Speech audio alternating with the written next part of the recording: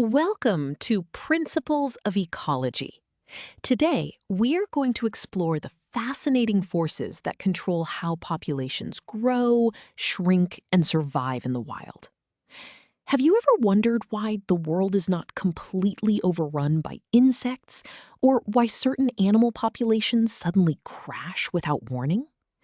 The answers lie in understanding density-dependent and density-independent factors. By the end of this video, you will know exactly how nature keeps itself in balance and why that balance is sometimes violently disrupted. Let us dive right in.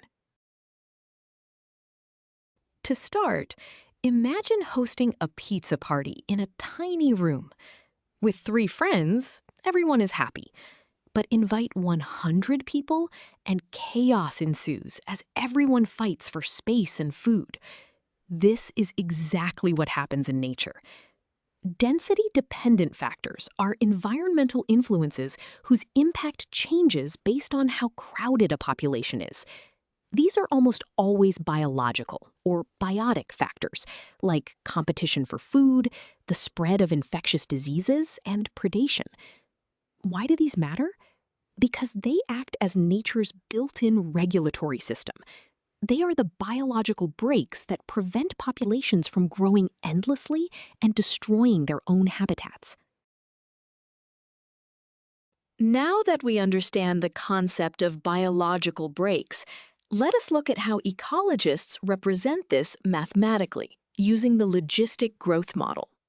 This formula shows us exactly how resource availability slows down growth. The term dn over dt represents the rate of change of the population size over time.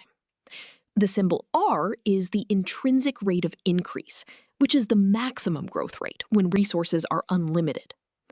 N is the current population size, and k is the carrying capacity, or the maximum number of individuals the environment can support. The magic happens in the term 1 minus n over k. As the population n gets closer to the carrying capacity k, this fraction approaches 1, making the whole term approach 0, which forces the growth rate to slow down and stop. Before we move on, let us see this formula in action with a concrete example. Imagine a protected forest with a carrying capacity of 500 deer and an intrinsic growth rate of 0.2 per year. What happens when the population is small, say just 100 deer? We plug our values into the logistic growth equation. The fraction 100 over 500 simplifies to 0.2. Subtracting this from 1 gives us 0.8. This means the population is growing at 80% of its maximum potential because there's plenty of food and space. Multiplying it all out, we find the growth rate is 16 deer per year. The population is thriving and expanding easily.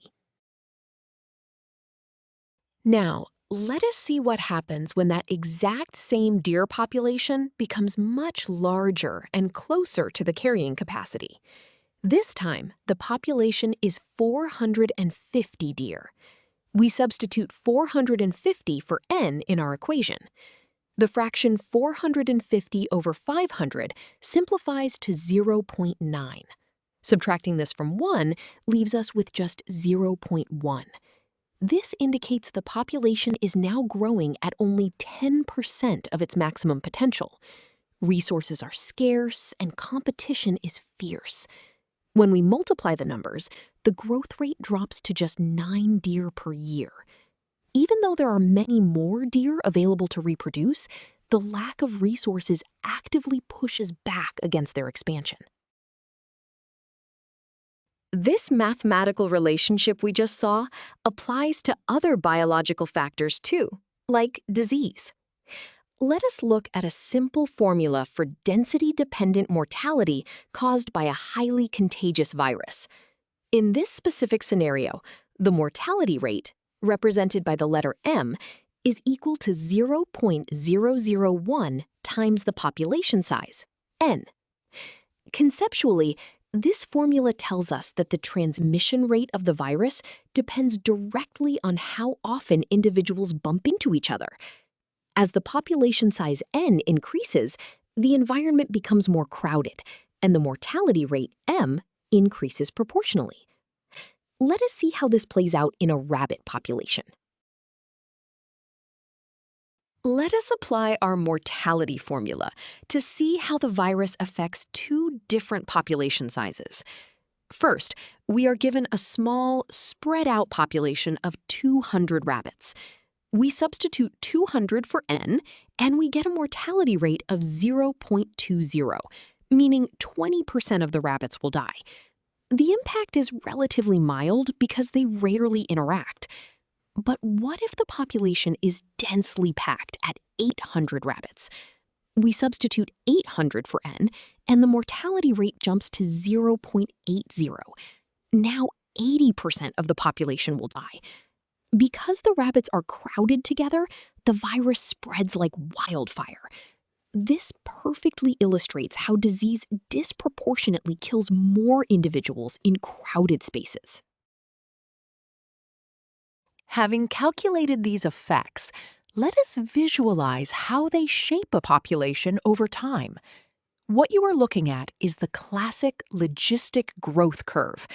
On the horizontal axis, we have time, and on the vertical axis, we have the population size, n.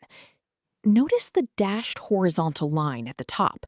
That is the carrying capacity, k. The solid curve starts off rising steeply. This is when the population is small and growing rapidly. But as the curve gets closer to the dashed line, you can see downward pointing arrows. These arrows represent the density-dependent factors we just discussed, like competition and disease.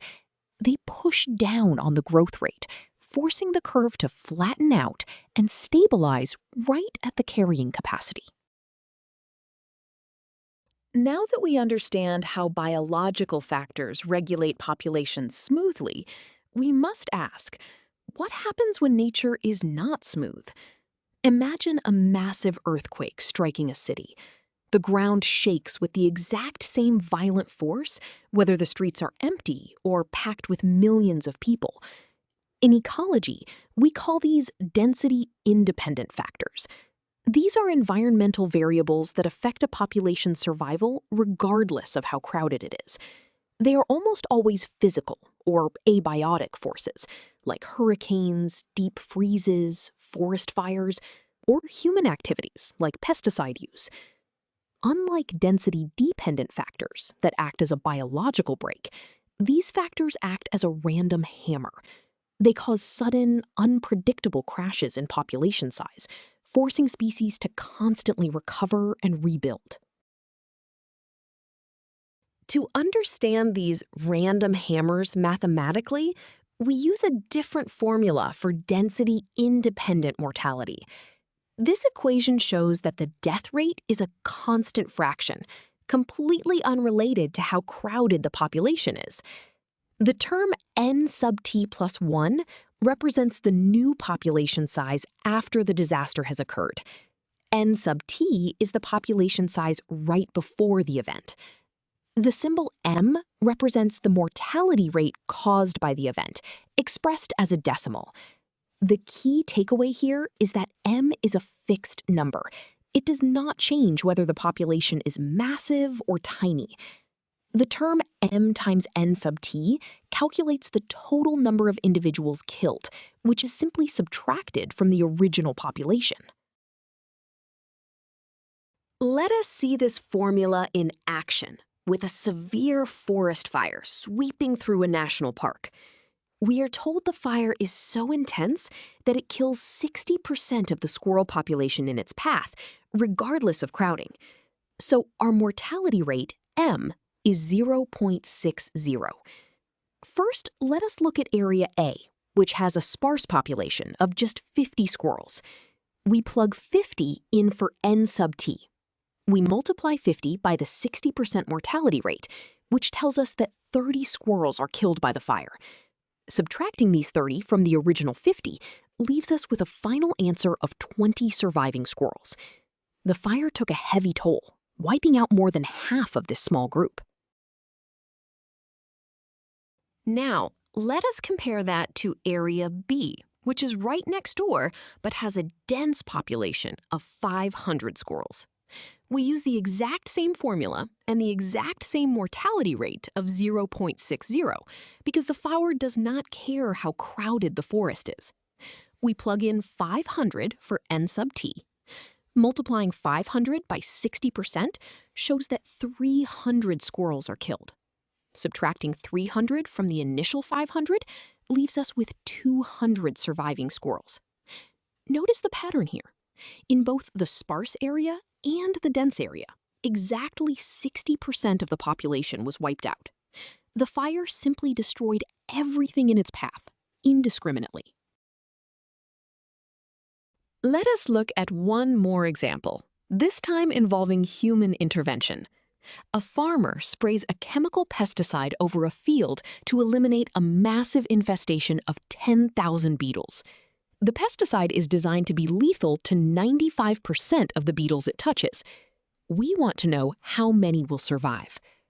We apply our mortality rate of 0.95 to the initial population of 10,000. Multiplying these tells us that a staggering 9,500 beetles will be killed.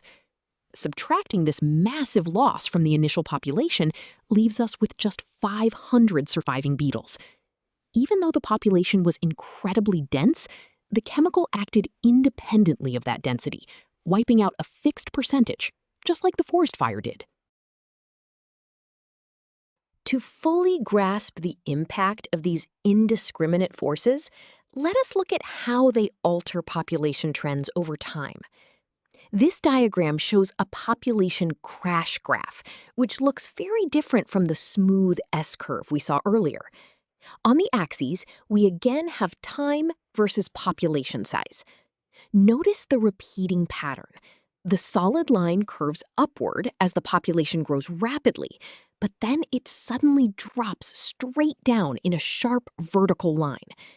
These steep drops represent density-independent events, like a sudden frost or a fire, instantly wiping out a large fraction of the population.